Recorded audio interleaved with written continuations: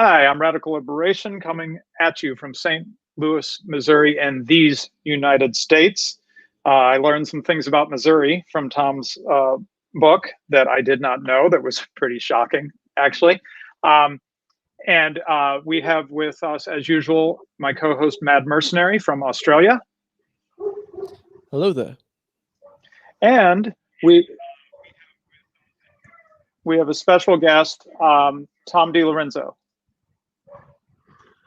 Yes. Hello there, Stephen, and Mr. Mercury, Mr. Mad. Mercenary is fine. Okay. Okay, and give me just a sec.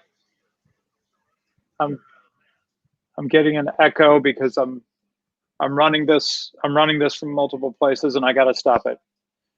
Oh, come on.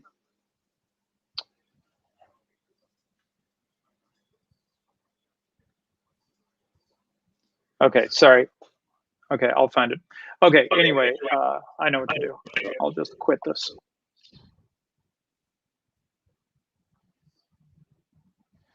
Okay, anyway, Mad Merc, let's talk about the merch store real quick.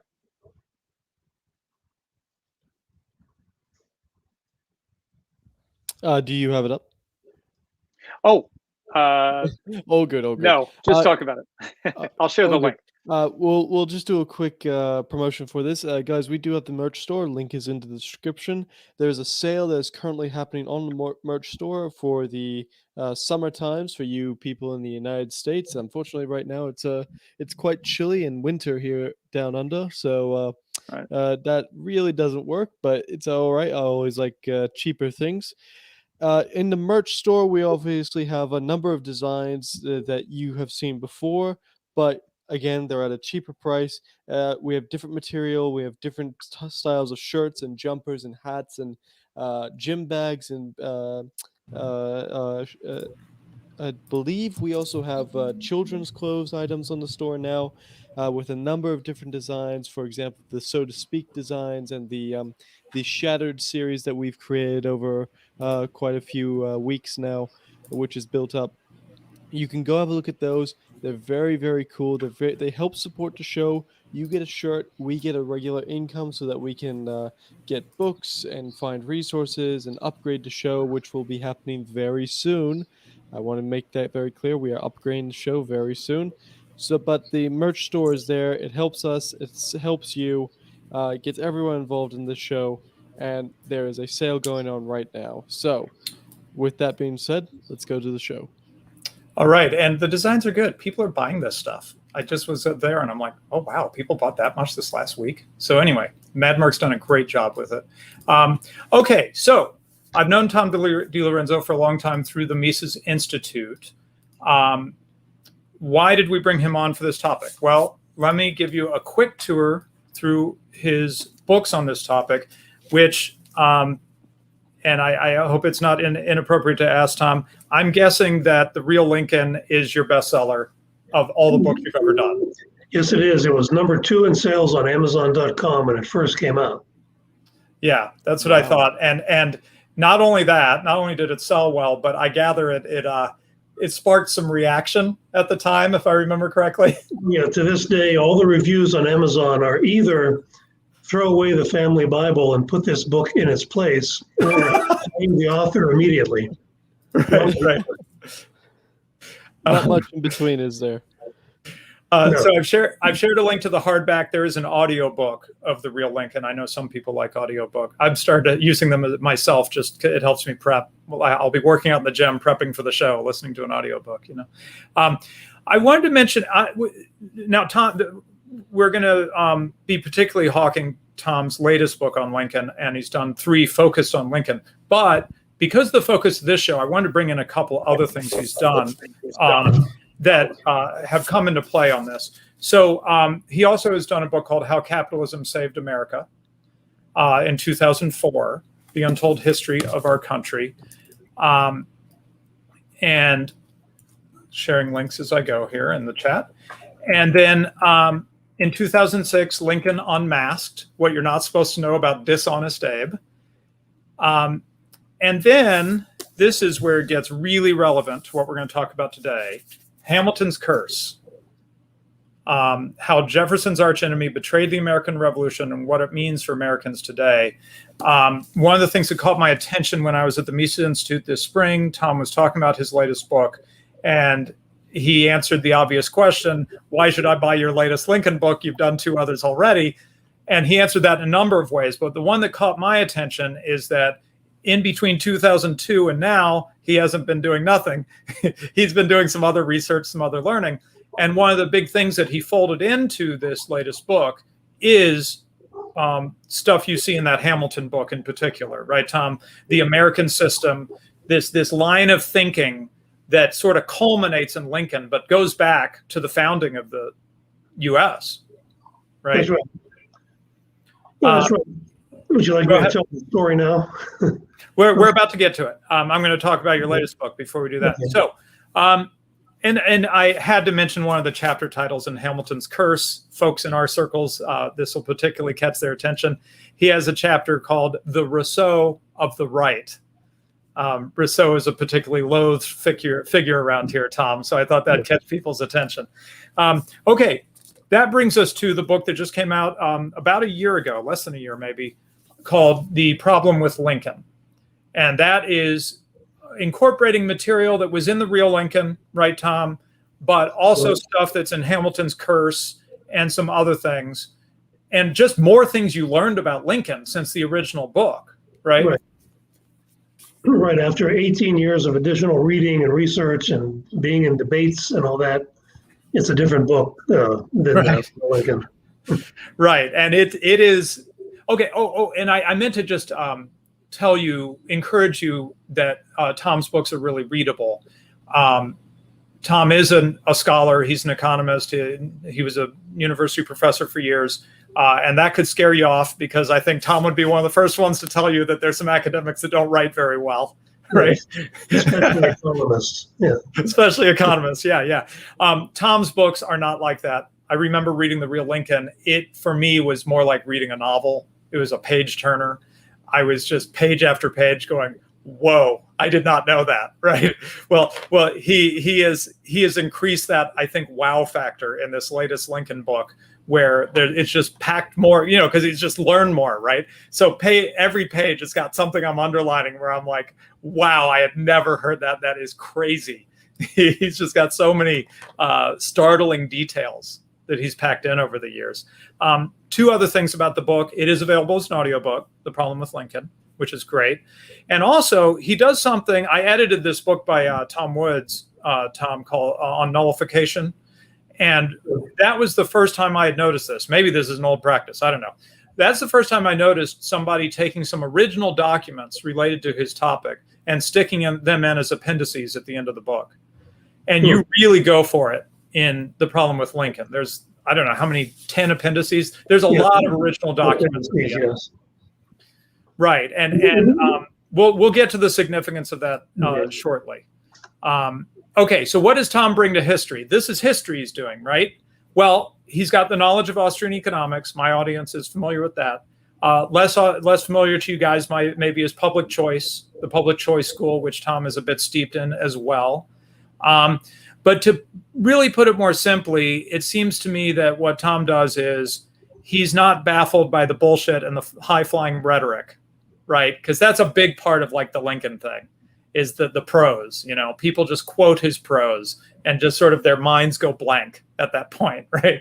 And they just worship before his rhetoric. Tom is not taken in by rhetoric like a good economist. And instead, he is able to call a scam and call plunder plunder. So I think that's something that is a really fresh angle. You can find a gazillion Lincoln books, right, Tom, that will tell you about Lincoln's beautiful words. In essence, that's pretty much what they are, right? Yes, any president, any politician can be made to look like a god if you only quote his prettier sounding rhetoric usually written by somebody else. Right. One more thing personally on Tom before we jump into our topic of the day is that he had a relationship with Walter Williams. I wanted him to share about that briefly because in a show that I'm about to share, we focused on Walter Williams' book, The State Against Blacks. And we had Tom, actually it's worth mentioning to you, Tom, so you know the context for what the audience might be familiar with. We did a 3-part series on history of U.S. American blacks. Part 1 was about slavery, and we really talked about the slave system, about how it was starting to die out in the earlier 1800s. It was actually through manumission, it was actually starting to naturally go away. And then the states started clamping down laws and closing down the exits, which was a bad idea, really, ultimately, right? But anyway, history of the American blacks, we covered that period. Then we did the period that no one talks about, between the Civil War and the Civil Rights Act. What happened for like 100 years, and it's really a story that's pretty positive of advancement, despite obstacles that we all know were there. Real amazing advancement. So that was part 2. Heroism, yes. Yeah, heroism. Yeah. And part 3 was on the post-civil rights era, which is really, in my view, I worked with inner city children through my church for about 10 years, Tom. In my view, it's been pretty disastrous, really, for American blacks, especially the lower class, working class folks.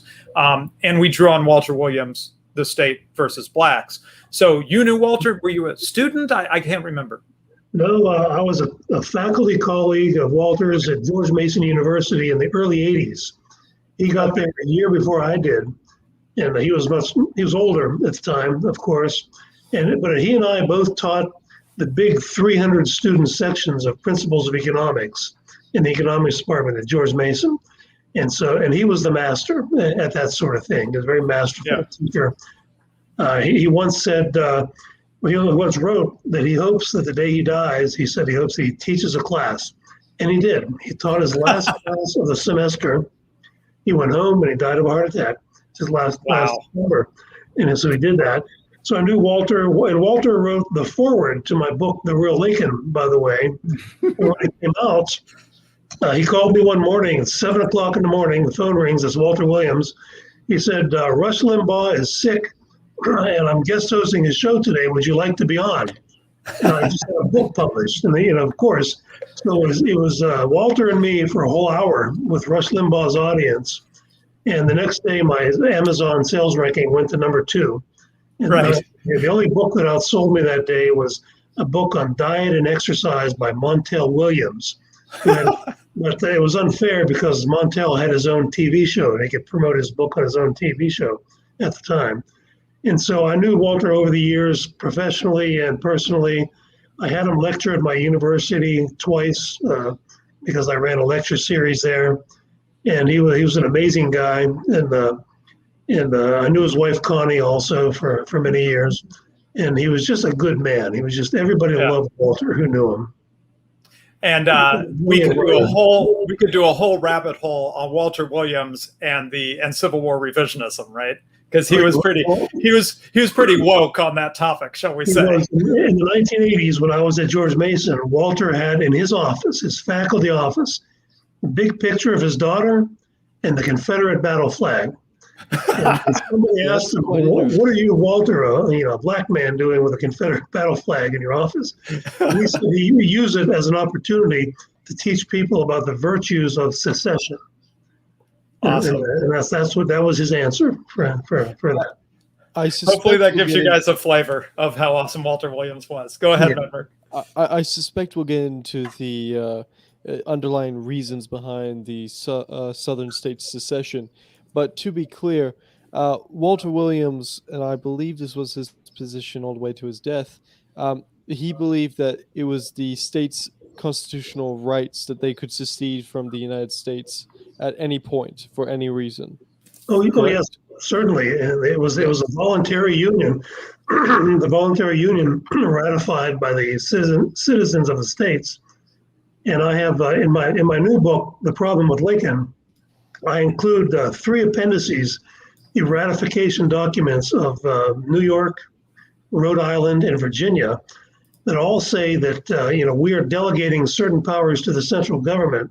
But if that government ever interferes with our happiness in the future, they use the word happiness, then we reserve the right to reassume those powers. They use the word reassume, and that meant we reserve the right to secede from the federal government. And all of the other states were assumed to have the same rights because no one state can have greater constitutional rights than another state under the American system. So at the time of the founding, everyone understood the Union was voluntary and any state had a right to secede without permission from anyone, any other state or any other group of states. And Walter agreed 100%. Right. Okay. Before we leave Walter, I just stumbled on it looking him up today, Tom. There's a film called Walter Williams, The State Against Blacks. And it features Walter. I only caught a minute of it because I just discovered it like right before the show, but I thought I'd go ahead and share it. It looks really cool. I'm going to watch it later. Yeah, it is very cool. And I think a friend of his who was a movie maker in Hollywood, in California, did something called the Walter Williams story. Maybe it's the same one you saw on the internet. It's sort of his life story. It tells a story of how he was kicked out of the army, not a dishonorable discharge, but just kicked out. They had had enough of him.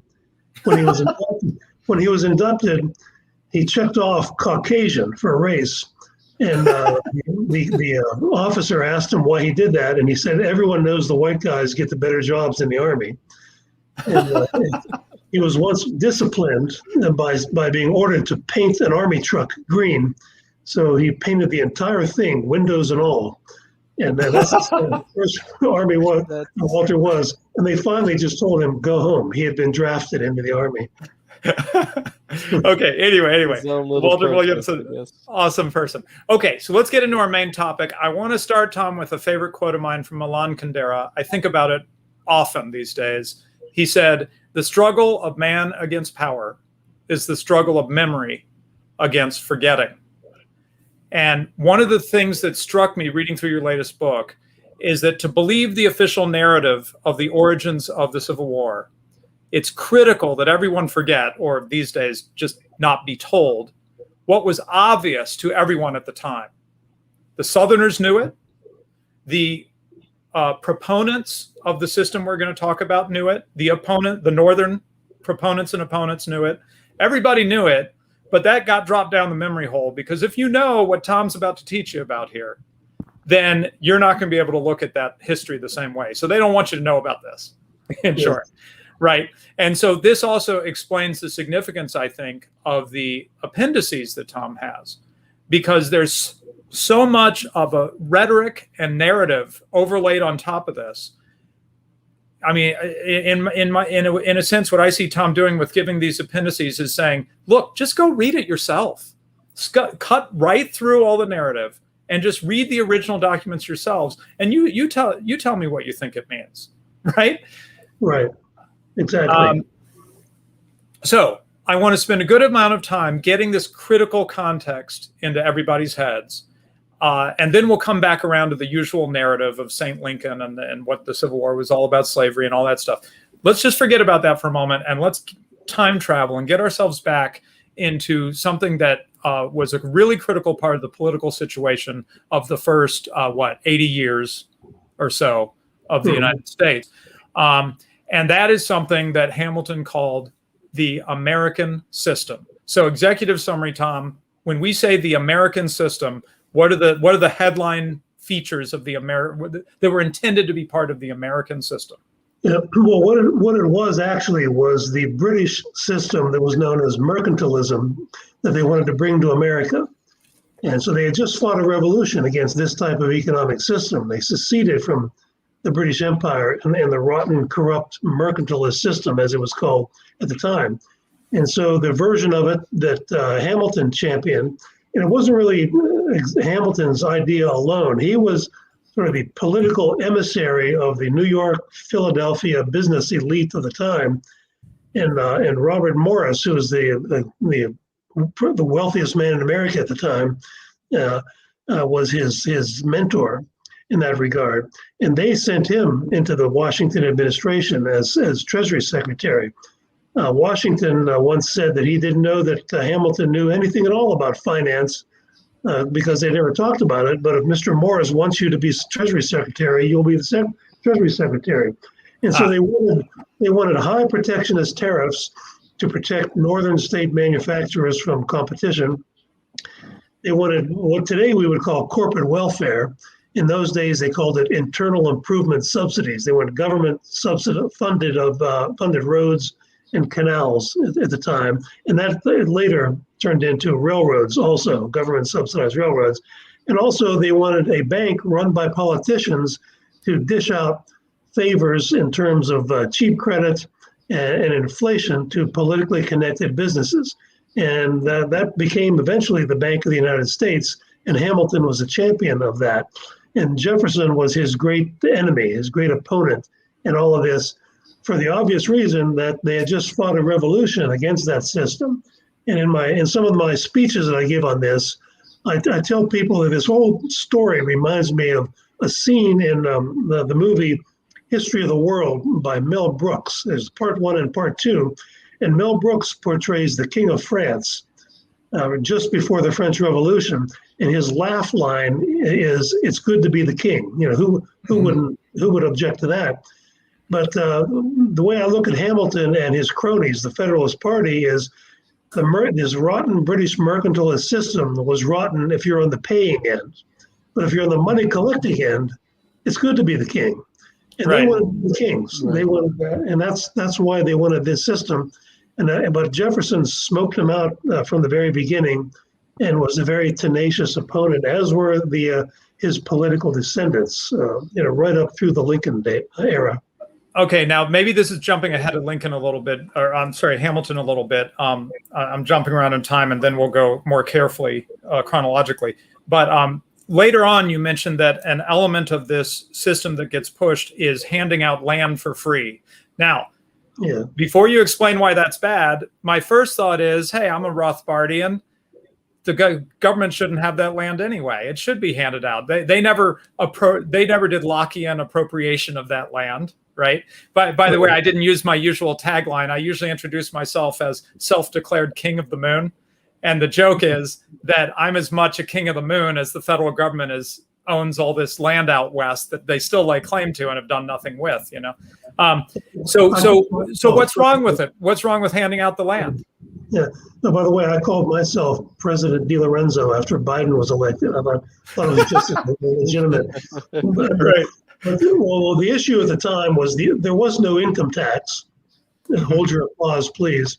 The main form of federal tax revenue was the tariff on imports at the time. And so you had mostly the Southerners, not exclusively, but mostly Southerners who were sort of Jeffersonians, were in favor of selling the land, not for a fortune, but for a pittance, but for something, because they were afraid that there would be pressure for a protectionist tariff, which there always was. The northern manufacturing, as it developed, they always wanted protectionism for their businesses. And so they thought that would take the pressure off of political pressure off of protectionist tariffs if the government had this additional source.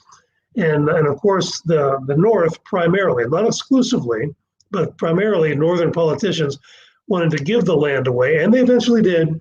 When Lincoln signed the Homestead Act in 1862, giving 40 acres, give the land to, not 40 acres, but, more than that. What was it, 60 acres originally, I think it was. They gave it away.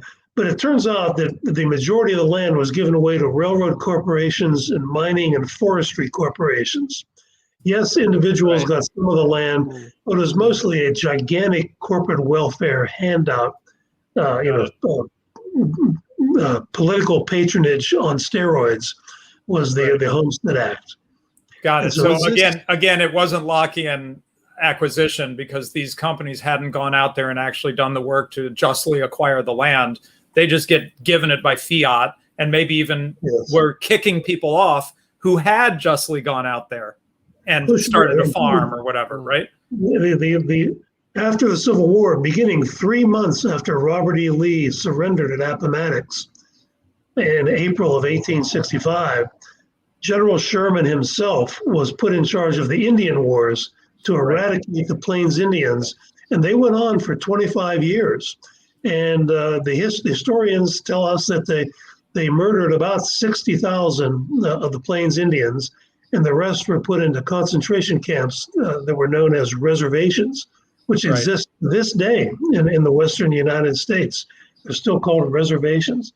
and it was Sherman himself. And Sherman himself, I quoted him in my latest book and other places as saying we've got to make way for the railroads, and we're not going to let a few thieving Indians stand in the way. And so that's what they did. It was another form of corporate welfare. There was a man named James J. Hill who built the Great Northern Railroad from Minnesota to Northern California without a dime of government subsidy and no land grants. He paid the Indians for rights of way across their land with cattle or corn or whatever they could trade with. But the government subsidized railroads, the transcontinental railroads, they called in the army to kill all the Indians. Right. So James J. Hill did not use the slaughter method of acquiring land from the Indians. Right. Right. He is said to be the model for one of the heroes in Atlas Shrugged, the famous Ayn Rand novel. Right. Now this corporate welfare that was apparently going on throughout this early American period, how much was it enabled by the creation of the Bank of America, I believe you called it, or American Bank? Or the Bank of America lasted for 20 years. It was 1798, I think. It lasted a 20-year charter. And the main form of corporate welfare was cheap credit to politically connected businesses. And there was a lot of opposition to it. For example, when they opened up 2 branches in Ohio, the people of Ohio, the state of Ohio, knew that it had been creating boom and bust cycles by inflating the currency wherever it showed up. And also it was financing the political careers of politicians who supported the bank. Daniel Webster is probably the most famous in that regard. And as was Henry Clay. Henry Clay was actually the chief counsel, general counsel of the Bank of the United States for a while. And so, and then they lost the charter after 20 years, and then it came back for another 20 years. And it was Andrew Jackson who finally got rid of it. But in the meantime, I mentioned the state of Ohio, they put a $50,000 a year tax on each branch of the Bank of the United States that was created in the state of Ohio. And they even sent an armed marshal into the bank vault to collect the money, which he did.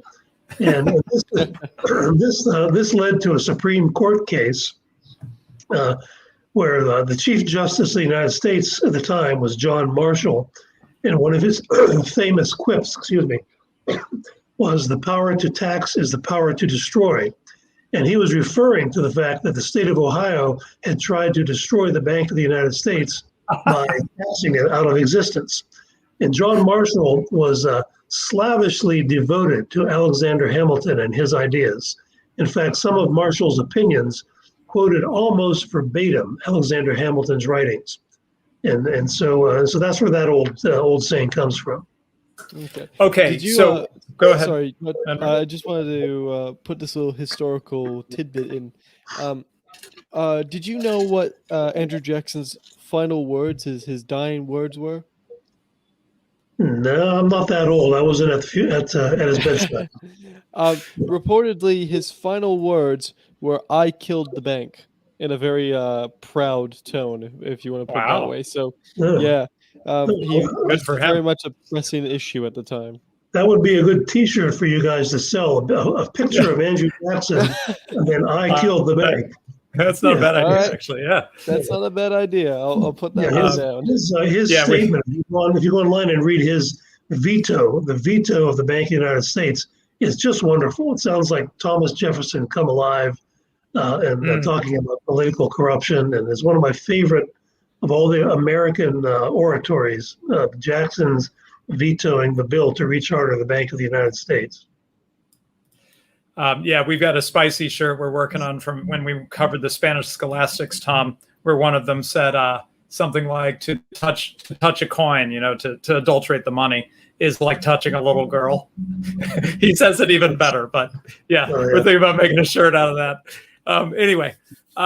Okay, so Alexander Hamilton, he is to some degree transmitting, as you said, British mercantilism, but in American context, it's fair to treat him as sort of the father of this line of thinking, I think. Certainly, Clay looks back to him. John Marshall on the Supreme Court to him.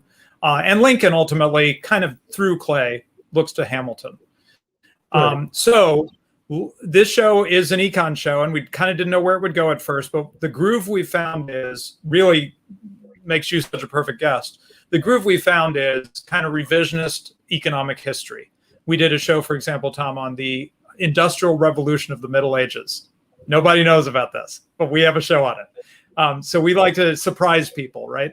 I think Tom Woods is about that. Yeah, a little bit from Tom and some other research. Alexander Hamilton doesn't just come out and say, look, I want to be rich and I want to pilfer from the rest of you and I want the money to come to me and my buddies. That doesn't sell very well. So he did actually try to present an intellectual arguments for these sorts of things, right? He actually presented a sort of a system. And by the way, someone who in some ways we like, right? Pat Buchanan still buys the Hamilton stuff, right? He would still believe a lot of these arguments. He would accept them, right? So these fallacies are living fallacies. Yes, when my book came out, when Hamilton's Curse was first published, my publisher at Random House wrote such a good press release that I was invited to be on the Morning Joe television program, and they sent a limousine to my house in Baltimore and took me to the studio in D.C. at 6 o'clock in the morning. And I go in and they sit me down next to Pat Buchanan. And the first thing he says is, Alexander Hamilton is my hero. So I knew the show was it was like 3 or 4 people shouting at me at the same time. And at one point I just sat back and said nothing. And what can I do? It was like being in a chicken coop. Yeah, they were so excited if someone might challenge one of their cherished beliefs. Right. Sacred cow. Okay, so I took some notes. I drew on Hamilton's Curse. There's a chapter in there. Which one is it? The Founding Father of Crony Capitalism. Great name. And I took some notes to make sure that we could sort of do this piecemeal. So first of all, sort of the very foundation, right, of what we think of as modern economics is the notion of the invisible hand, laissez-faire, spontaneous order, whatever term you want to use for it. It's the idea that the economy orders itself. People in pursuing their own self-interest or trying to provide for their families, whatever, they're the price system to do things that benefit everybody. They start businesses, they serve their fellow man, and it all kind of works out, right? That's the laissez-faire. That's what liberalism means to me, classical liberalism and so forth. Hamilton went straight up against that. He actually knew about Adam Smith, right? He certainly knew about Adam Smith. The Wealth of Nations was published in 1776, the year of the Declaration of Independence. I don't think Hamilton ever read Adam Smith. He knew something about his ideas. Most of his quote education, if you want to call it that, on economics came from pamphlets from British mercantilists. And that's where he learned the slogans of protectionism and corporate welfare and so forth.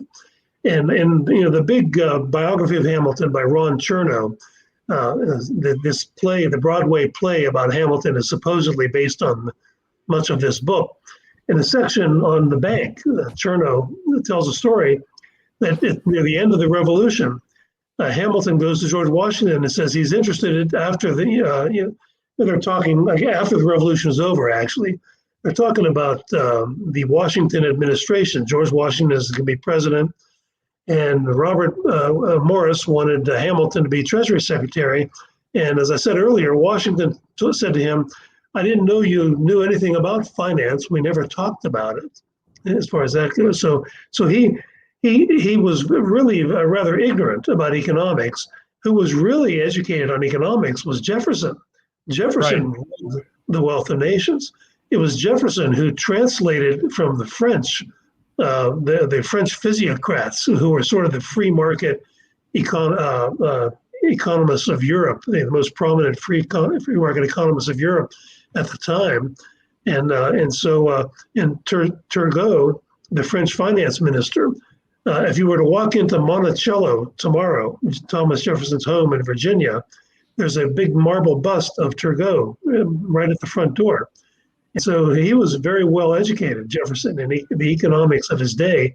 Unlike Tom, real quick, this is like kind of the equivalent of if you walk into somebody's home now and there's a bust of Mises, you kind of know where they're coming from, right? I mean, that was sort of the equivalent. Yeah. And so Hamilton is kind of like comparing Hamilton and Jefferson. Jefferson would be like the knowledge of Ludwig von Mises or Friedrich Hayek, and Hamilton would be more like Robert Reich or Susan Ehrenreich or one of these popularizers of bad socialist ideas. Or any education whatsoever behind them. That was Hamilton. And by the way, when I was on the Morning Joe program, as I was leaving the room, I said, hey, Pat, Hamilton was the Ted Kennedy of his day, and because they had treated me kind of rudely, and I just wanted to sort of a smart remark. But he came up with all these. So he came up with these shady rationales for why we need a national bank. He said, well, the Bank of England financed all of England's wars. And the Jeffersonians said, well, exactly. That's exactly why we don't want a national bank. Right. It makes wars seem cheaper to the taxpayers. You know, they print money and inflate the currency. And then when he made his case, he made a case for the bank in a big report to George Washington. And Jefferson made his case also because Washington asked them. And so you can read this. Jefferson was of the opinion that Hamilton was purposely obfuscating, purposely making this very complicated sounding to make it appear that he knew what he was talking about, that he was well steeped in finance, but he wasn't. And so, and neither was hardly anybody else at the time in Congress. And so Jefferson had the opinion that this was just a tool to pull the wool over the eyes of other members of Congress whose support he wanted for a bank run by politicians. What a good idea that is, isn't it? A bank run by politicians. Would you say, sorry, not to interrupt your train of thought there, but would you say that this is very, Hamilton was very much a sophist and that he would use very flowery language to disguise his real motives? Or do you think he actually truly believed what he was saying and he was just trying to present it in the most eloquent way he could?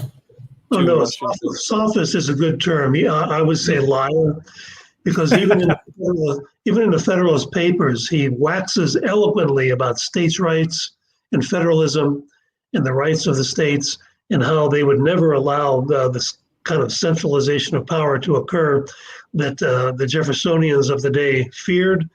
And then as soon as its Constitution was ratified, and it did not create a strong, powerful national government, Hamilton actually stormed out of the Constitutional Convention and condemned the Constitution. He called it a frail and worthless fabric. And then he spent the rest of his life until his dying day trying to undermine the Constitution in every way possible to turn it into a charter of unlimited government power.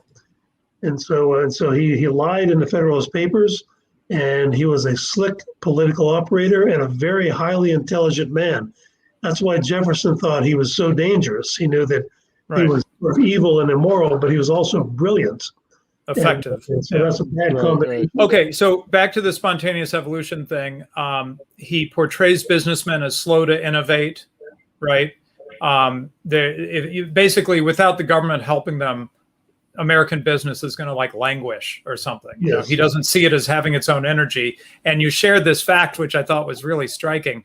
In stark contrast to Hamilton's view, you mentioned by 1776, the American economy was about 10 times larger than it had been at the turn of the century. And I think 1700 to 1776, there was not a lot of like corporate welfare and infant industry protection and all that crap, right? I mean, it was pretty free market, basically. It was pretty free market. And also I point out that, you know, the large British industries of the day all started out small themselves, and not all of them had government subsidies. So yeah. And so he made the argument for the infant industry argument, and that argument eventually succeeded in creating tariffs on steel, beginning in the 1840s, 1850s, and we still have them today. You know, one of the first things President Trump did was put tariffs on steel. So we still have the infantile steel industry in America in need of special protection from the big bad whoever, the Germans. What is or that? the Chinese or- 180 years later, if I'm calculating that correct, we are still protecting this infant industry. Yeah. Yeah, that's quite the okay. infant, yeah. So let's turn. It's Go so ahead, small. Edward. It's one of the largest in the world. Right. So let's turn to protectionism. One of the arguments he makes is that if another government adopts tariffs, then we must also. I think I've heard that as the level playing field argument. Yeah, yes. Right? That's how they talk about it these days. Yes, as I said, he what he knew about economics he got from the British mercantilist pamphlets, and that was one of them. That's the kind of thing that Bastiat criticized in the 1850 in his famous book The Law, and his other writings on economics, the great Frenchman. And so so what I say about that is that if other countries want to plunder and abuse their citizens, that doesn't follow that we should do the same to our citizens. If they want to force their citizens to pay higher prices for everything, that's a shame for their citizens. But why should we do that? If the government went around and had stormtroopers going around shooting every other person in the foot on the sidewalks, should we do the same thing in America too? Right. And so it makes no sense if they adopt a bad economic policy. Therefore, we must do the same. Right. So there's more howlers here. You write. Hamilton insisted, for example, trade barriers that diminish competition would cause lower prices. Right. He had competition backwards. It's competition that causes lower prices, not the absence of competition. So he made that argument. Lincoln made the same argument. The same gang of protectionists. Even to this day, you could probably find somebody who will make that argument that competition causes higher prices. And basically what they would say was that, well, once we get rid of these nasty British competitors, then our industries can concentrate and work hard in cutting their costs and being efficient, and which may be true, but that doesn't mean they're going to charge low prices. They're going to be monopoly prices. Yeah. So what was his reasoning behind this to say that competition? Because we do hear this even today. What was the Hamiltonian reasoning behind competition causing higher prices rather than lower prices? Because as Austrians, he was claiming. Oh no, you said it right. That's right. Yeah, he would say competition would cause higher prices. International competition. We got to put up tariffs. Yeah. Okay. Go ahead, Medmert. Sorry. What was the rationale and the reasoning behind it? Because we hear it today. Obviously, we hear the race to I believe they call it the race to the top when it comes to prices, and the race to the bottom when it comes to how the consumer is treated and this sort of stuff. So, what was the Hamiltonian reasoning behind all this, if there was any, and not just one of the main reasons was he said transportation costs added too much to the price of an item. So if Americans make shoes and sell them for $1, and someone in Great Britain makes shoes and can sell them there for $1, but if he has to ship them across the Atlantic Ocean, it might be $1.50, and so that'll increase the price of shoes, he said. And so he said that anything that we can make or grow here, there should not be any imports. There should not be any imports of bananas or coffee, for example.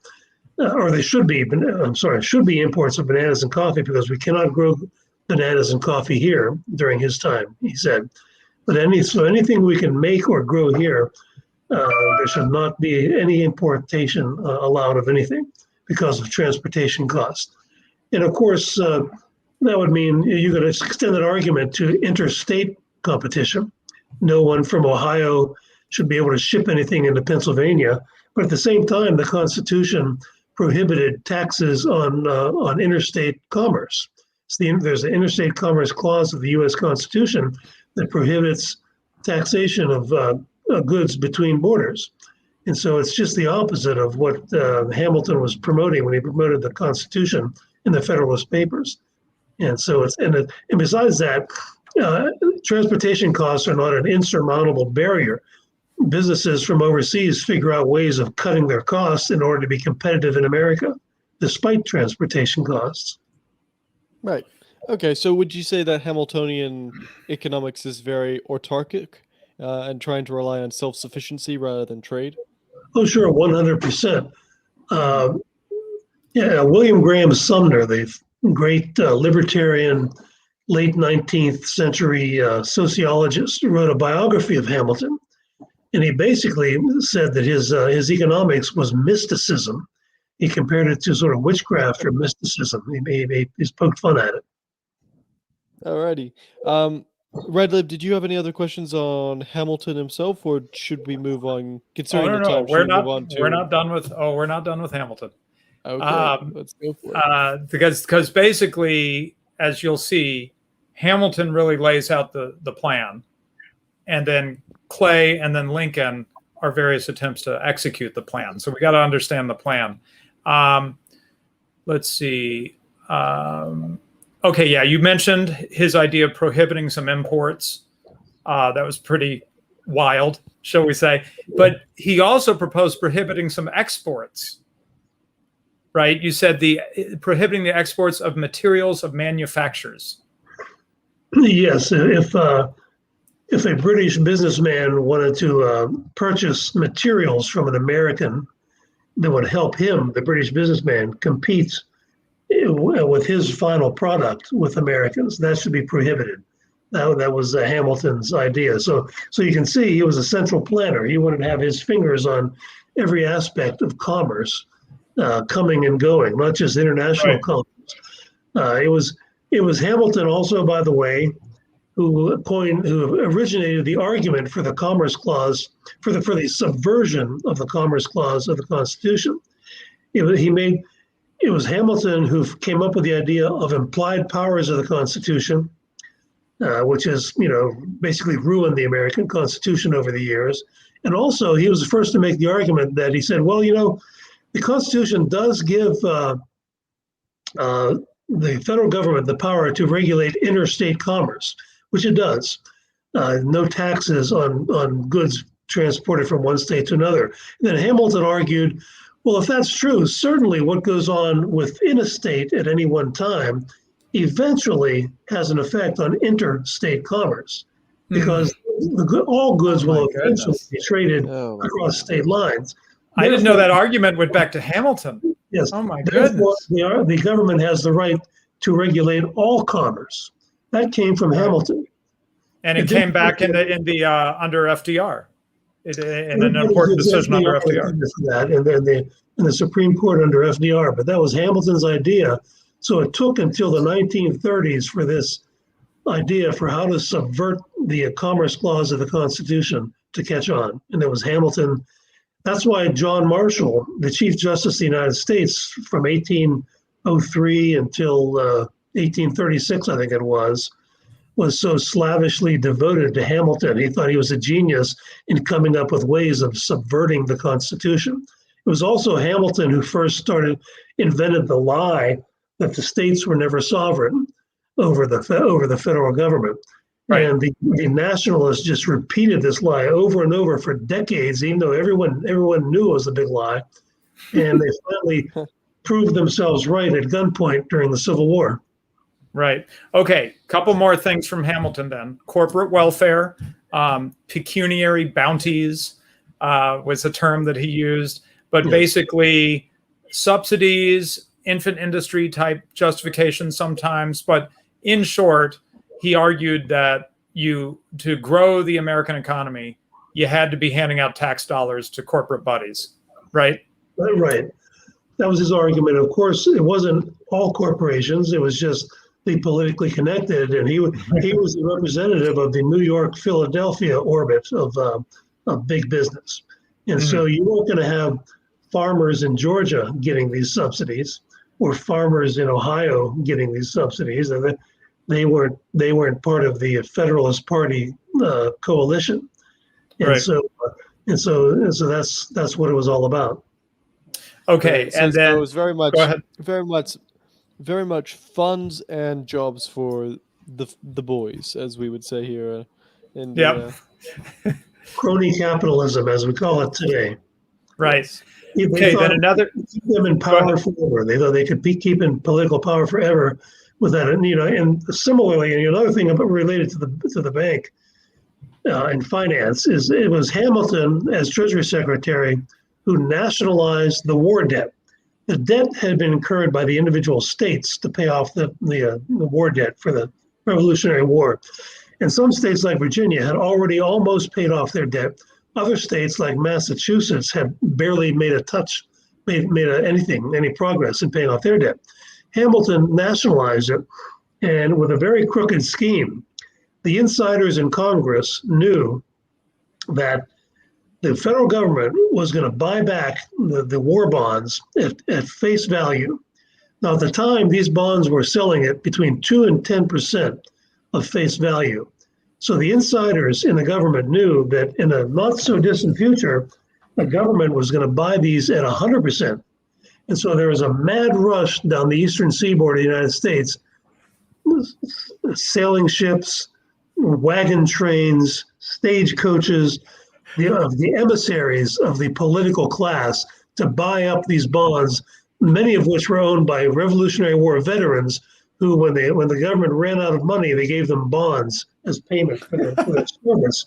And they did. And many men got, and Morris himself is said to have made $30 million in this scheme. And Thomas Jefferson, once again, smoked out the corrupt scheme of Hamilton by explaining what was going on. And his explanation was, well, he got his bank. He had gotten Bank of the United States. And Jefferson called that an engine of corruption. He would use it to buy political favors and to keep their party in power, the Federalist Party. But the people who voted for that bank will eventually retire from Congress or die. So a more permanent engine of corruption is necessary, okay? And so that's why we needed the bank. We needed, the original scheme of buying back the bonds from the veterans. Yeah, that bought a lot of votes, and those votes supported the bank. But those men are going to die off and retire. So we need to keep this bank as a permanent engine of corruption. And that's how thoroughly corrupt Hamilton and the Federalist Party was, which is a good reason. It's the reason why the party basically disappeared shortly after Hamilton's death. Right. Okay. So we've got protectionism, corporate welfare. You've mentioned central banking. That's notable because that's these others that we're going to mention. He didn't get very far in his own lifetime, Hamilton's lifetime, on these. In the case of central bank, there's briefly the Bank of North America, much longer the Bank of the United States. That's one of his planks that he did accomplish in his lifetime. But then there's also the internal improvements. Whenever about the old days, internal improvements, they're always talking about this. So what does this mean? Hamilton says private capital markets are not going to build the roads and canals. Here's a quote from your book, Hamilton's Curse. By 1800, some 69 private road building companies had been chartered by the states, and they built new roads at rates previously unheard of in America. Now, it's fun to mention this because you may know it's a meme on the internet, libertarians and mo roads, right? Well, here we are. They were privately building the roads. Right. And Hamilton was saying, no, that can't happen. That can't happen. But it was happening.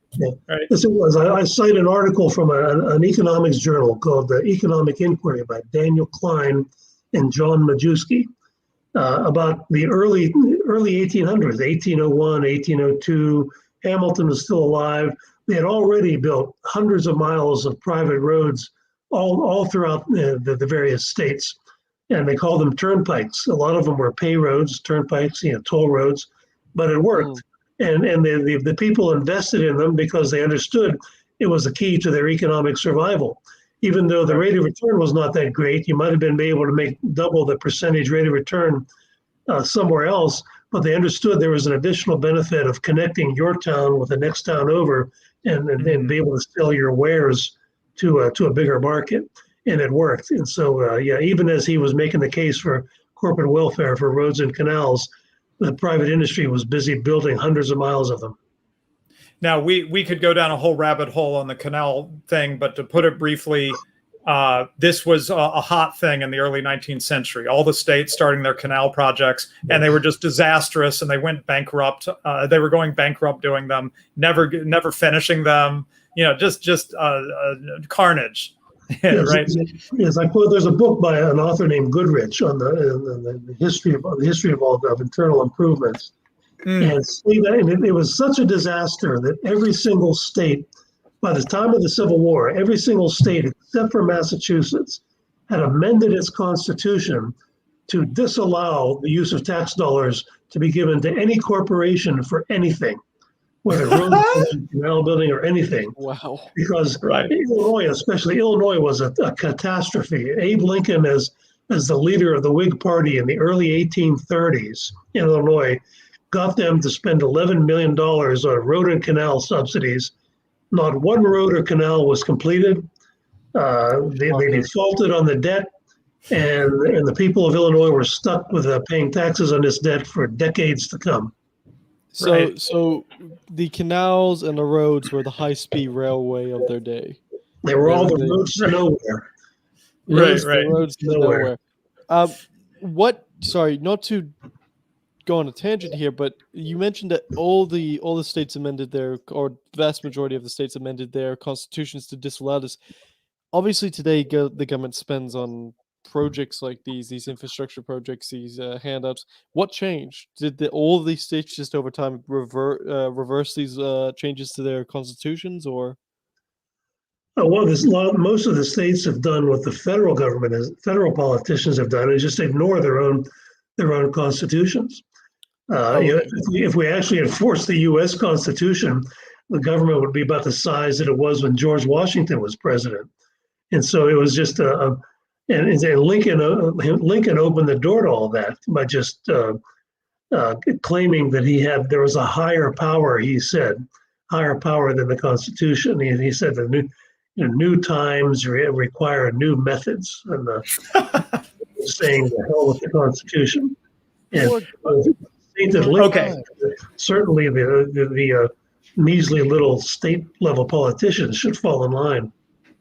Okay, so hopefully we've laid this out. There was a program of government intervention called the American System, dubbed the American System by Hamilton, laid out in a book in his report to Washington called the Report on Manufactures, right, and in other things he wrote and other speeches he gave. The planks had to do with protectionism, corporate welfare, internal improvements, central banking. Eventually, handing out land became part of it, handing out land to their buddies, right? Then he died. He gets killed in a duel, and the torch passes. Simplifying a little bit, leaving out Daniel Webster, stuff like that. Torch passes to Henry Clay as the leader of the Whig Party, and really the foremost political figure championing this system, right? Yes. And if you want to research the American System on the internet or university library, you'll see books about Henry Clay, although it was Hamilton who coined the phrase, but there are books like Henry Clay's American System. Many of them have been written. It's true. Right. So And he then took over the mantle. we'll keep it a little bit short on Clay, because the long and short of it is Hamilton got the central banking plank in. Henry Clay got nothing. He tried. Oh, tell about his brief moment of hope. That's fun. Yeah, well, Clay was very prominent. He was a leader of the Whigs, a member of Congress, the cabinet member. He was also the general counsel of the Bank of the United States for a while, and they paid him a fortune. He was a big gambler, and he had about $40,000 in gambling debt. He left his job in the cabinet as a cabinet member to be the general counsel, and he paid off his debt. But in 1840, the Whigs got William Henry Harrison elected president, and so they finally had their man in the White House, and they had enough votes in the Congress. They thought the whole American system could be finally put into place. William Henry Harrison dies 1 month into office, and his vice president was John Tyler. John Tyler was a Jeffersonian. John Tyler vetoed everything. He vetoed the tariff bill, the bank bill, and internal improvements bill. And so Henry Clay got the Whig Party to kick John Tyler out of the party and to burn him in effigy in front of the White House. And so, there's a book called Recarving Rushmore by Ivan Eland. He's a libertarian associated with the Independent Institute. And it ranks all the presidents according to how good a job they did did protecting life, liberty, and property. And he ranks John Tyler as number one in his book. Wow. All the mainstream historians in America, their criterion are usually whoever spends the most, runs up the biggest debt, and kills the most people in wars. That's why Lincoln, Roosevelt, Wilson, they're always at the top. But John Tyler is the libertarian president. And so that blew up in Henry Clay's face. He threw a big hissy fit, and he died 10 years later without achieving his dream of the American system. Right. But the line of thinking and the influence of Clay himself had a huge impact on someone who did have some success, and his name, Abraham Lincoln. So that brings us, all of that was context and preface to understand the what Lincoln's got in his head, because it's been so covered up by sort of the myth of Lincoln, the sainting, the martyrdom and the sainting of Lincoln, that it's hard to understand how Lincoln himself saw the world. And what we just gave you there gives you probably 80 to 90% of what you need to know how Lincoln saw the world. He's seeing the world from the point of view of, we got to finally get Hamilton and Clay's system put into place. And I'm the man to do it. Right? Yes. Yes, there's a great old biography of Lincoln called Lincoln the Man by Edgar Lee Masters, who was a law partner of Clarence Darrow and a famous playwright also. And he called Lincoln the political son of Alexander Hamilton. And so Clay dies. Lincoln had been a Whig beginning in the 1830s, and when he announced he was running for the state legislature, he said, "My politics are short and sweet like the old woman's dance. I'm for a high protectionist tariff, a national bank, and internal improvement subsidies." The American system. That's the reasons he gave for being a politician in 1832, and he did that for the next quarter of a century. Nobody was more devoted to trying to stumping for the resurrection of the Bank of the United States than Abraham Lincoln was, according to some prominent biographers that I've read. He was a lifelong protectionist. He got the nomination of the Republican Party in 1860 by making his case to the Pennsylvania delegation and the New York delegation that he had been a lifelong protectionist. He even brought copies of all his speeches in favor of protectionism, original copies, to Pennsylvania to show Simon Cameron and Thaddeus Stevens and all the steel manufacturers in Pennsylvania that he was their man. And so he owed them big time. Okay, so let's step back then. The problem with the Lincoln story, much like that series we did on the history of the American blacks, that leaves out like 100 years in the middle, and just no one knows what happened from the ending of slavery to the civil rights. Just, I don't know, I guess they were just abused for 100 years. That's all. You just don't know the story, right? Well, right. Similarly with Lincoln, we go from like Lincoln's in a log cabin to he's Saint Lincoln and he's transforming the United States and purging us of our sins, right? Well, what in the heck was he doing after he was, a child in a log cabin for years? Tell us about just what was Lincoln's life before he became president? Yeah, well, by the way, everybody lived in a log cabin on the American frontier in the early 19th century. It's not just poor old Abe Lincoln. Right. Well, when he first got into politics, he was totally devoted to the Whig Party. If you went to Springfield, Illinois today, and went to and visited Lincoln's home there, it's in a part of town called Old Aristocracy Row, and it's the biggest house. He ended up living in the biggest house in Old Aristocracy Row. He had servants in the house. His law offices are still there. They're about a 2-minute walk to the front door of the old State House, which is still standing right there, the Lincoln Herndon Law Offices. He was a lobbyist. Today he was a railroad industry lobbyist and a mover and shaker. He traveled around the Midwest to court case after court case in a private rail car, courtesy of the Illinois Central Railroad, with an entourage of Illinois Central executives. He wore the most expensive suits money could buy in the Midwest at that time.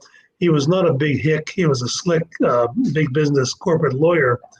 And my friend Clyde Wilson says the Lincoln Memorial basically shows that America's image has been transformed from George Washington on his horse to a corporate lawyer in an armchair.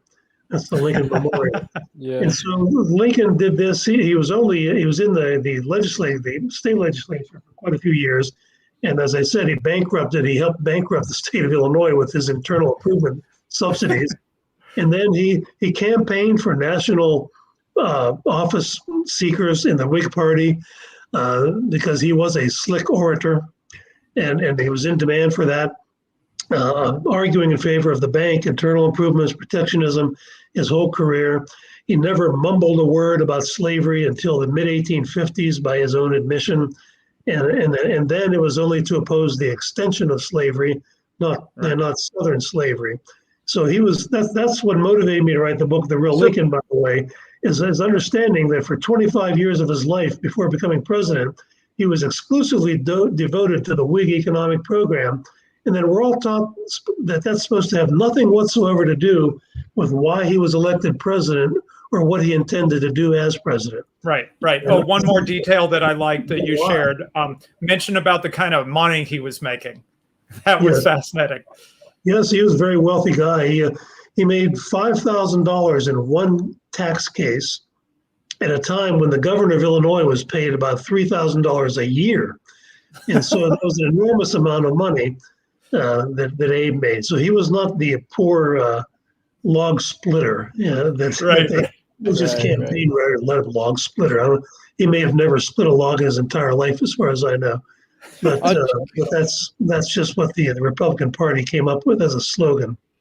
Now, what is this historical revisionism because about Abe Lincoln's image? Because often, today, and I presume in the past, people don't think of lawyers as being trustworthy, or lawyers are kind of seen as very slick and someone who's not to be trusted. Is this the reason that Abe is constantly referred to as, honest Abe, wouldn't tell a lie, these sorts of things? Is this a rebranding? Is this a revision, a retelling of history to try and clean up Lincoln's somewhat dubious history of being a lobbyist and bankrupting Illinois and all this sort of stuff? Yes, he was one of the sleaziest characters ever to be in American politics. In my new book, The Problem with Lincoln, I quote a relatively new book that was published after my first book by Larry Tagg. It's called The Unpopular Mr. Lincoln. And he went through a lot of primary sources of Lincoln's day, of what people thought of him. And he comes to the conclusion that during his lifetime, Lincoln was the most hated and reviled of all American presidents. And he's talking about the northern population, not the South. Everybody assumes people in the South hated him, but the northern population. And so, he illegally suspended habeas corpus. He mass arrested tens of thousands of political dissenters without due process, shut down over 300 northern newspapers. He instituted military conscription.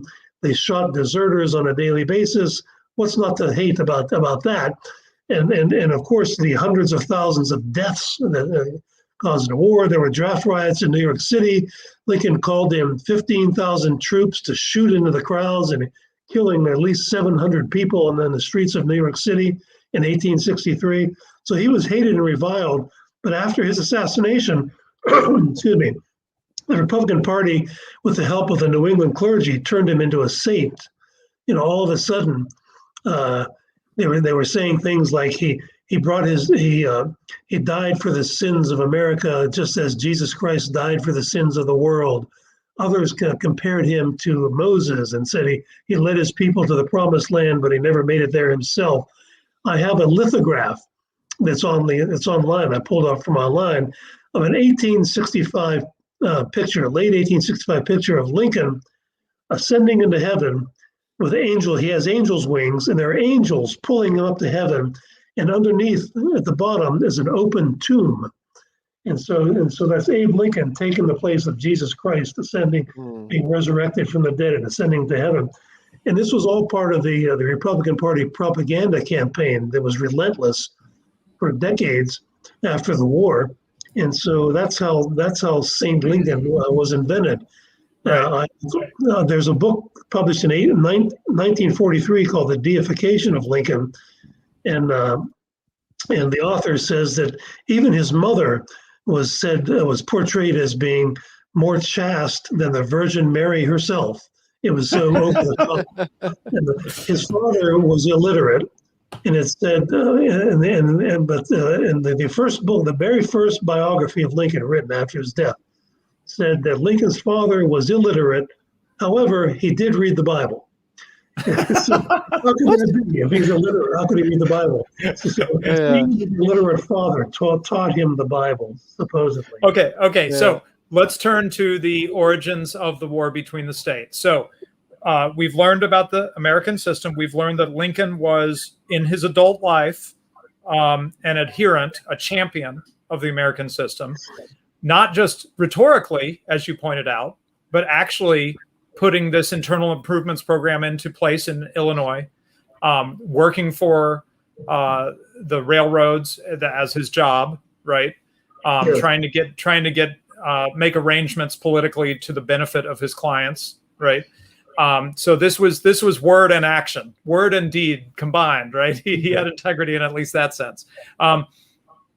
Then we come to the war between the states. Now, here's the part that, sometimes I'm impressed by the devil, Tom.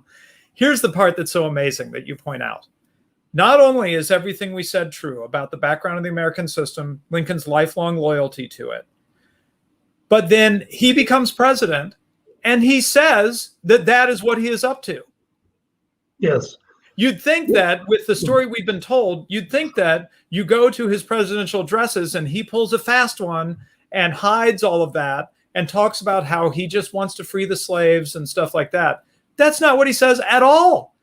And that's part, isn't that one of the appendices that you include some of Lincoln's? Do you have some of Lincoln in there? Oh, sure. I'm trying to remember. Yeah. So Lincoln's letter to Horace Greeley, Lincoln's first inaugural address. Why do you include what Lincoln said? Explain that to us. Yeah, rather than what the Lincoln scholars claim was in his heart. They always claim to know what was in his heart. Right. They're lying if they say that, if you catch that in any Lincoln biography that you're reading. And I include as an appendices the War Aims Resolution of the U.S. Congress, which is also known as the Crittenden-Johnson Resolution, that clearly states to the world that the purpose of the war is to save the Union, and they say it is not to disturb the domestic institutions of the states, by which they meant slavery. Right. End of story. That's what they said. They said as soon as the Union is preserved, the war will end. And so if the war ended on the next day and slavery still existed throughout the South, that was fine with them. That was their. Right. Lincoln said the same thing in his first inaugural address, which I also reprint in full in the appendix to my book, The Problem with Lincoln. He says at the beginning, I have no intention in disturbing Southern slavery. I never have. I've made speech after speech. You can read all my old speeches. I have not changed my mind about this. And then at the end of the speech, he endorses the Corwin Amendment to the Constitution, named after an Ohio congressman, that would have prohibited the federal government from ever interfering in Southern slavery. And not only does he endorse it, but endorse Kearns Goodwin's book, Team of Rivals, another biography of Lincoln. She tells the story of how this amendment came from Lincoln. He instructed William Seward, who was to become his Secretary of State, to get this amendment through the Senate, which he did. It had been passed by the House and the Senate, and several states had actually endorsed it before the war broke out, and that was the end of all that. But it would have prohibited the federal government from ever interfering in Southern slavery. So I call Lincoln's first inaugural address his Slavery Forever speech. And I write that it's the most powerful defense of slavery ever made by an American politician, because it was made by the President of the United States, who proposed explicitly enshrining slavery in the text of the Constitution. It's not in the text of the Constitution, per se. And Lincoln says in his first inaugural address that he thinks it is already constitutional, but I have no reservation in making it express and irrevocable. Irrevocable. So as far as he's concerned, slavery could have existed well into the 20th century, and that's okay. And in the same speech, he threatens, in his words, invasion and bloodshed of any state that failed to collect the tariff, the federal tariff on imports, which had just been more than doubled 2 days earlier. That was the main, like I said, that collected about 90% or more of all federal tax revenue at the time, tariffs on imports. South Carolina had almost seceded over tariffs 30 years earlier. Andrew Jackson backed down and compromised with the nullifiers of South Carolina, and they reduced the tariff over the next 10 years, beginning around 1832. Lincoln was not going to back down. He was not going to do what Andrew Jackson did. He said that there will be bloodshed and bloodshed, literally threatening bloodshed of his own citizens over tax collection. And he kept his word, didn't he? And so he meant business. And that's the one instance where Honest Abe really does apply, when he threatened bloodshed and invasion of any state that attempts this. And I contrast this in my latest book, by the way, with Thomas Jefferson. He was asked late in his life, a couple of years before he died, about the New England secession movement. When Jefferson was elected president, the New Englanders wanted to secede, and they plotted for 10 years or so to secede. They actually held a convention in Hartford, Connecticut in 1814. They eventually decided against it. But at the time, everybody assumed all the states had a right to secede from the voluntary union of the states. Right. Okay. And so I compare that to Jefferson. Jefferson said that he thought the United States would eventually become several different confederacies. And Jefferson said, they will all be Americans, and I would wish them all well. That's what Jefferson's opinion was. Right. Lincoln, fast forward to Lincoln, and his opinion is pay up or die. That's basically his idea of the nature of the American founding. Right. Yeah, So I hope that everybody's hearing the through line. I'll let you go next, Medmer. I hope everyone's hearing the through line, which is that if you just kind of ignore all the hagiography and the myth and the narrative and all that, and look at Hamilton, Clay, Lincoln, what they said, what they did, what he said, even as president, even as he's starting the war and invading the South, it's really not a complicated story, right, Tom? There's not like this subtle nuance or something. Yeah. They wanted the American system. They failed, and then Lincoln just said, this time it's going to happen, and if I have to kill a lot of people, it's going to happen, and then he did it. I mean, it's not really a complicated story. You just have to get rid of all the crap to see it. Yes, one chapter of the problem with Lincoln is called Lincoln's Greatest Failure. And I do a survey of how all the rest of the world ended slavery peacefully, including all the northern states in the United States, right. New York, Massachusetts, Maine, Pennsylvania, they all had slaves, and they all got rid of slavery peacefully. It took them a long time. New York started the process in the 1790s, and there were still slaves in New York City in 1853, according to the New York Historical Society. But they did it peacefully. There was no war. Only Lincoln in the whole world, of all the politicians in the whole world, had a war involved in the ending of slavery, and we can talk about that. You know, I could write a whole new book about why that had to be true, or why that was true. But if you read Lincoln's own words and the words of the United States Congress, they announced to the world in 1861 that the war had nothing whatsoever to do with liberating the slaves. In fact, they promised in their platform, a plank in their platform, that they had no intention of disturbing Southern slavery. And Lincoln quoted the platform in his first inaugural address. So, and Americans just don't read these primary sources. They read the propaganda that was put out by the Republican Party of the 1860s up through the present day. And both political parties have latched on to the sainted Lincoln. I also talk in my new book about how the Communist Party USA used to hold Lincoln-Lenin rallies in New York City. And in their 1933 convention in Chicago, there were giant heads of Lincoln and Lenin on the stage, on each side of the stage, because they even the communists wanted to latch on to the legacy of sainted Abe Lincoln. Right. There's a funny connection. Go ahead, Medmark. Sorry. As a friend of the show, Turnip Merchant, who we've had on, would say Lincoln and Karl Marx had exchanged letters during his presidency. They were, in fact, I believe the several communist parties. I was looking this up in preparation for this show. Several communist parties, I believe, had written to the Lincoln administration congratulating him on the war and after the 13th Amendment was passed, the ending of the Emancipation Proclamation, all this sort of stuff. Before that, Karl Marx himself wrote a letter of congratulation upon his reelection, which was long before the 13th Amendment was passed. It had nothing to do with the 13th Amendment. In fact, I write in my book, The Problem with Lincoln, that the Republican Party newspaper of record was the New York Tribune, edited by Horace Greeley. It was the paper. It was sort of like the Washington Post is to the Democrat Party today. The New York Tribune was to the Republican Party of Lincoln's day. Horace Greeley hired Karl Marx as a twice-a-week editorial writer for 10 years during the 1850s, basically the decade of the 1850s. And Marx and Lincoln had a correspondence. Like I said, Marx congratulated Lincoln. Lincoln wrote back a nice thank you letter.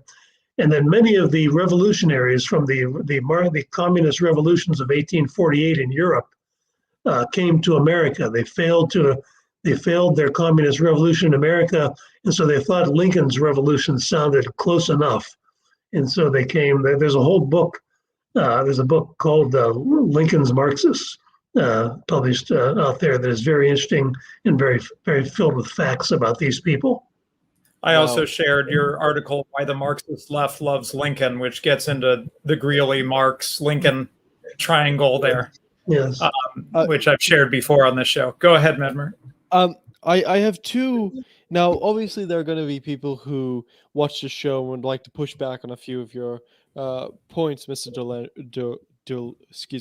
DiLorenzo. What would you say to people who you may brought up the fact that Lincoln was not very popular? What would you say to people who say, well, in 1864, he got reelected in quite a large majority? I believe it was like 212 electoral college votes to McKinley's, 25, 22, something like that. What would you say to detractors who say, well, obviously he was reelected. He was reelected in a very substantial majority. What's the comeback to that? What's your response? Well, they rigged the election even more than Joe Biden rigged Democrats. They rigged this election. They stationed soldiers. They put the ballots in different colors, so you knew which one was a Democrat, which one was Republican. They stationed soldiers at the voting booths to intimidate the Democrat voters. They told if you were a soldier in his army and you were out in the field and you were a Republican, you could vote. If you're a Democrat, you could not vote. They made it harder for you to vote.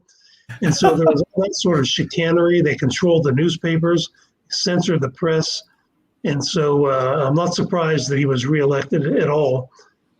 Because even the Lincoln worshipers write books with chapter titles like The Lincoln Dictatorship. And they say things like, he was a dictator, but he was a good dictator. His heart was in the right place. Benevolent. And even intimidated federal judges, the judges that would attempt to issue writs of habeas corpus to people who are arrested and imprisoned without due process. I write in one of my books about how he sent federal troops to basically kidnap a federal judge, so that he couldn't make it to court that day to issue a writ of habeas corpus.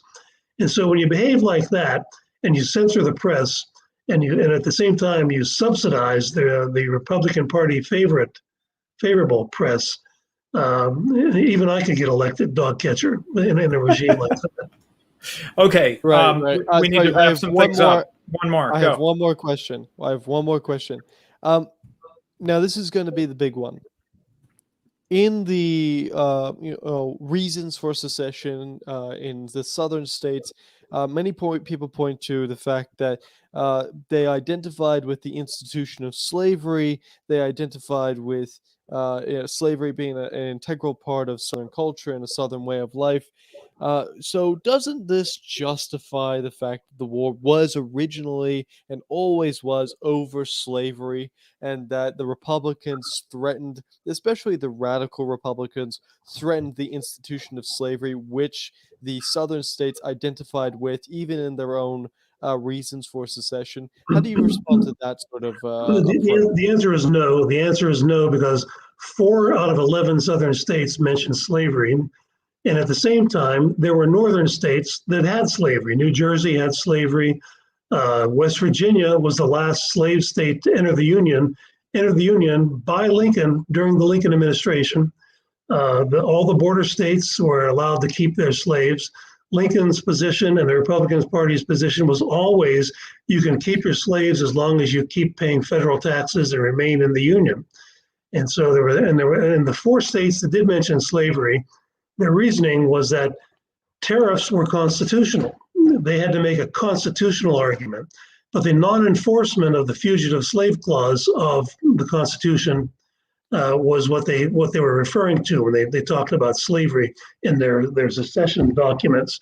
So they felt that they had to have but slavery was secure, it was protected. They had the president Lincoln promising to put it in write it right into the Constitution, and everybody knew that. And so, but they thought they needed a constitutional argument. These 4 states did a constitutional argument, so they mentioned slavery. Now, in my book, The Problem with Lincoln, I reprint as an appendix Jefferson Davis's first inaugural address next to Lincoln's first inaugural.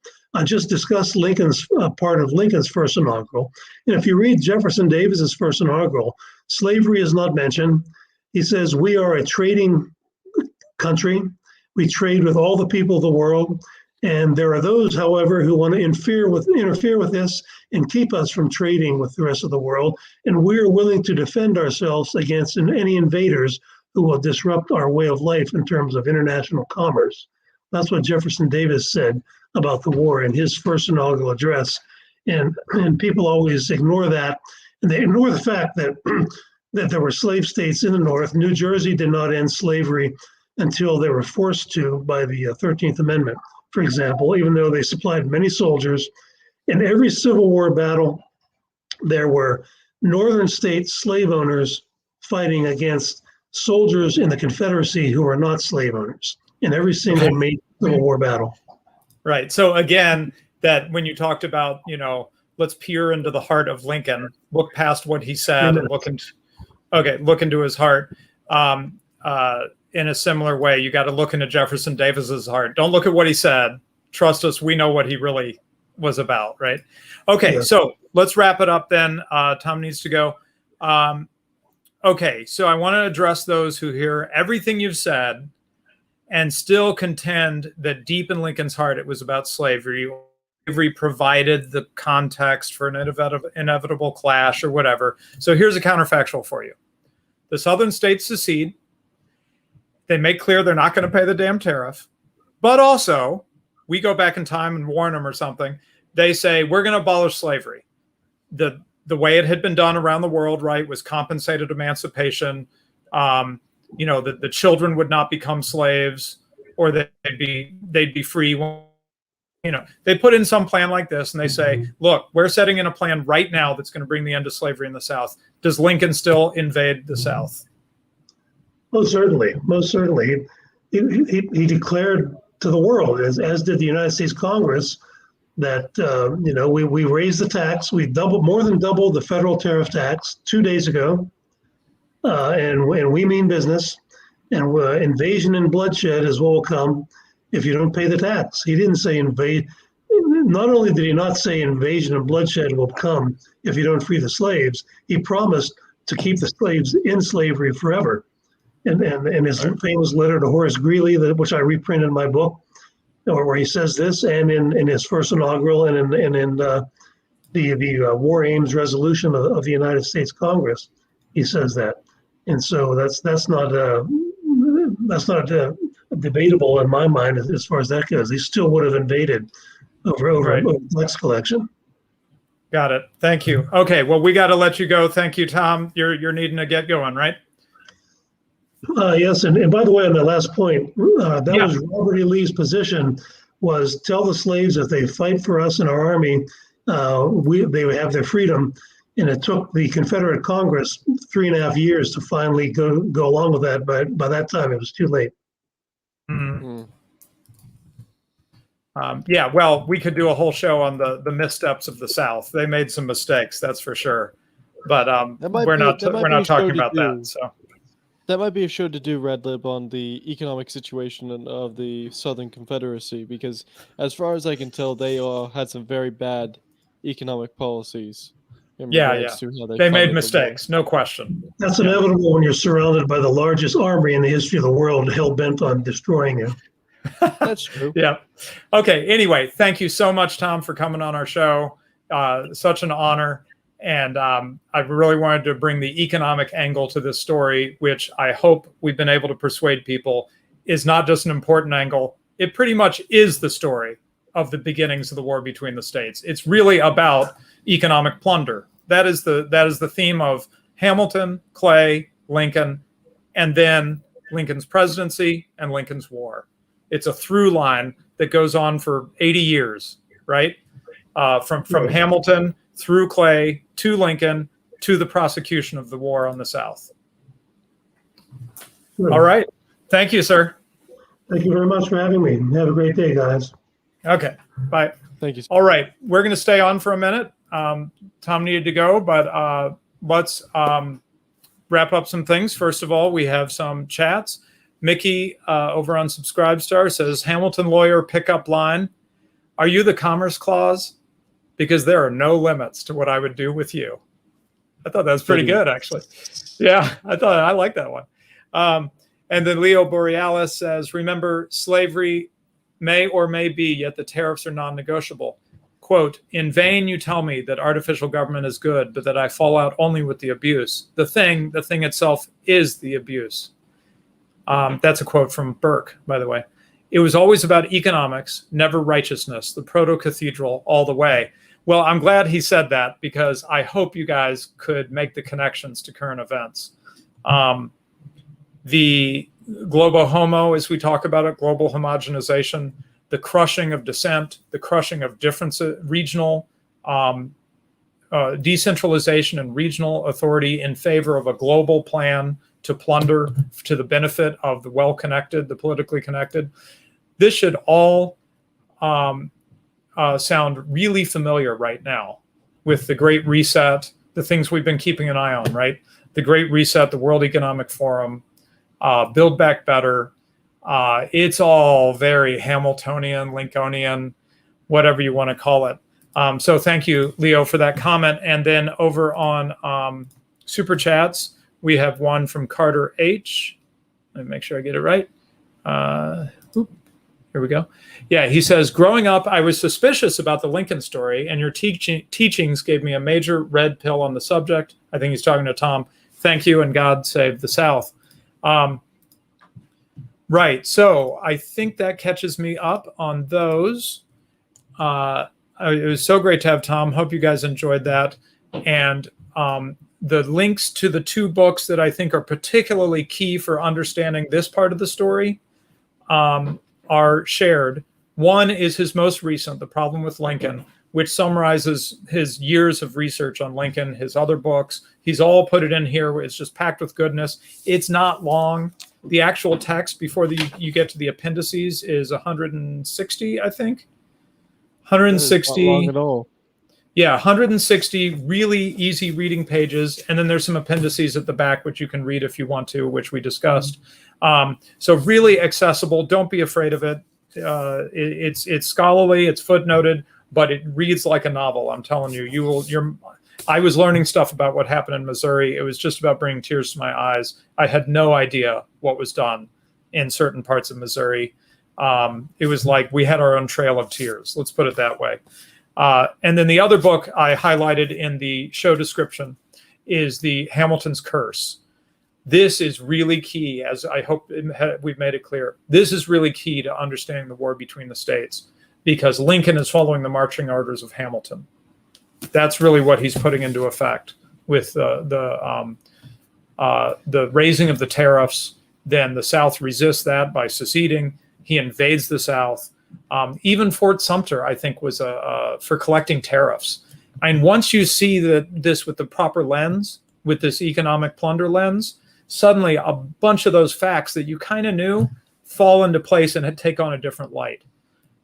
So it's really important. So anyway, those are the two books that to understand this story in detail, I'd particularly recommend by Tom. Charlemagne was nice enough to say, my daughter does the carrot there. Okay. Charlemagne was nice enough to point out that you can buy those books from the Mises store at Mises.org. I tend to share Amazon links for some reason, but I should probably be sharing Mises links. Okay. Since we were we're on a schedule with Tom, mention one more time that we've got 15% off the merch store just until tomorrow. So please jump over there and buy some summer gear. Join us as a subscriber. How are we doing on subscribers? Oh my goodness. It's better every time I look. Thank you. Thank you. Really a lot of support over at Subscribestar. I'm pretty sure the only option I offer, the only option I offer right now is $5 a month. So you can't get too broke supporting us that way. Because what I'm looking for is not, dramatic one-time support, but steady, steady, reliable support. A little bit from everybody adds up to us really being able to do amazing things. So we've actually got quite a few subscribers at Subscribestar at this point. Please join us by supporting us there. And Mad Merck and I need to brainstorm a bit about how we can show some appreciation to our people who are supporting us over at Subscribestar. Do something special for them of some sort. Because, wow, we've really got a lot there. Thank you. Thanks, chaps. Just bought the book. Great show. Question Everything Says. Thank you for the feedback. I thought that was really good. And my hope, as always, with these is to get you intrigued enough that you want to go and dig more. That you want to go read Hamilton's Curse. You want to read The Problem with Lincoln. That your mind is blown enough that you're like, okay, I got to see this for myself. And like I said, the great thing about The Problem with Lincoln is he puts original documents. It's just packed with original documents at the back. So if you don't like the spin he's putting on it, go read it yourself. Check his sources yourself. He's really being transparent. Okay. And then what else? We have a Discord where we can discuss further on these things. Sometimes Mad Merck does a little bit of a voice chat after the show. I think he and I have a date actually after the show to work on our next bigging up on the show, which I'm really excited about. It is coming. It is coming. So we got to do some homework for that. But things will be different soon in a way that I think you will enjoy. And I guess that covers most of the things we like to chill. The merch store, the Discord, support us at Subscribestar. And you can do, once you're a supporter, I thought anybody could do it, but it looks like once you're a supporter, then you can do tips through Subscribestar, and you don't give Google a slice, and they don't take as much as Google takes. So, we get more of the tips or super chat over at Subscribestar. So yeah, once you're a subscriber, and there's a lot of you that are subscribers, then send those super chats through Subscribestar, and that works out better for everybody. The link to the Discord, Leo, is in the description of the video. It's right near the bottom, I think. How do I organize it? Yeah, right near the bottom, right above support the show. You'll see the Econ chat Discord. So please join us, Leo. I'm surprised you haven't yet. You've been a really faithful super chatter and supporter of the show. So really want to have you in the Discord. We particularly want our big supporters to be in the Discord, because that's where we make sure you don't miss a show, that you're involved with the contest. Oh, that's the last thing. Mad Merck, the contest. Mention it before we sign off here. The contest exists. No, obviously we have the flag competition going on, guys.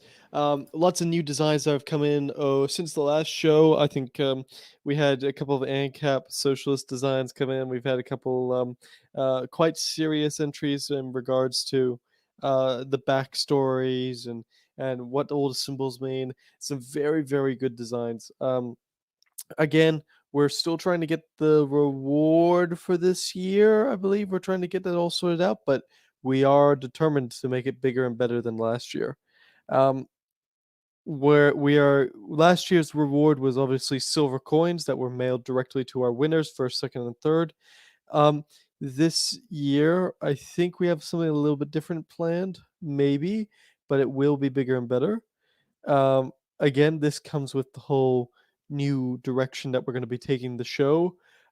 Look out for that. Look out for what we're going to be doing with the show in the next coming months, because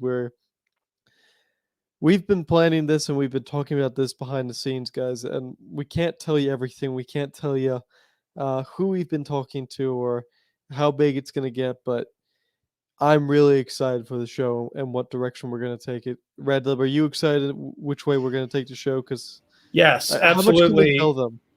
Well, I would just say that I don't think we need to go into details, but I would just say that there are, as I was just explaining to my wife, there's multiple aspects to taking the show to the next level. Part of it is being more organized. Like this time we had lined up Tom as a speaker. Both of us knew that ahead of time, so I wasn't doing things at the last minute. That's part of it. Oh yeah, Charlemagne contributed towards the reward when he and I saw each other earlier this year. He actually handed me something to hand out to you guys as part of the prize for the contest. So that is so amazing. What a great way to support us. Anyway, so being more organized and professional in that way in terms of coming up with a schedule for the show, but also the appearance of the show. I'm now in front of a green screen, as you can see, instead of the painting, which lets me show off my bow tie better, which keys into the branding we're working on. Anyway, all this stuff is going to work together so that it is more enjoyable, more professional, better content, more of a pleasure to watch, to listen to, and to learn from. Right? Seemed like a reasonable summary, Mad Merc. That's being a little vague, but I'd rather just let them see the details as we do them.